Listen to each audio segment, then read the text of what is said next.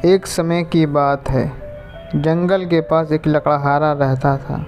वो जंगल में लकड़ी इकट्ठा करता था और उन्हें पास के बाज़ार में बेचता था कुछ पैसे के लिए। एक दिन की बात है, वो एक पेड़ काट रहा था।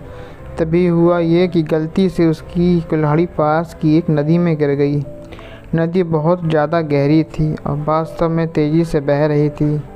उसने बहुत प्रयत्न किया अपनी कुल्हाड़ी को खोजने की, लेकिन उसे वो वहाँ नहीं मिली। तब उसे लगा कि उसकी कुल्हाड़ी खो गई है। वहीं दुखी होकर वो नदी के किनारे बैठकर रोने लगा। उसकी रोने की आवाज़ सुनकर नदी के भगवान उठे और उस लकड़हारे से पूछा कि क्या हुआ।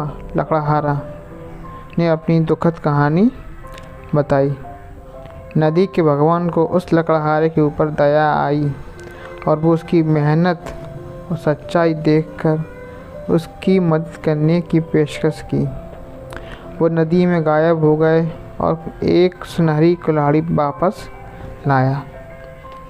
लेकिन लकड़हारे ने कहा कि ये उसका नहीं है, तो वह फिर गायब हो गए और अब की बार उन्होंने चांदी की कुल्हाड़ी लेकर वापस आए। लेकिन इस बार भी लकड़हारे ने कहा कि ये कुल्हाड़ी उसकी नहीं है। अब नदी के भगवान पानी में फिर से गायब हो गए और अब की बार वे एक लोहे की कुल्हाड़ी के साथ वापस आ गए। कुल्हाड़ी को देखकर लकड़हारा मुस्कुराया और कहा कि ये उसकी कुल्हाड़ी है। नदी के भगवान ने लकड़हारे की ईमानदारी से प्रभावित होकर उसे सोने और चांदी की कुल्हाड़ी, दोनों कुल्हाड़ी से भेंट किया।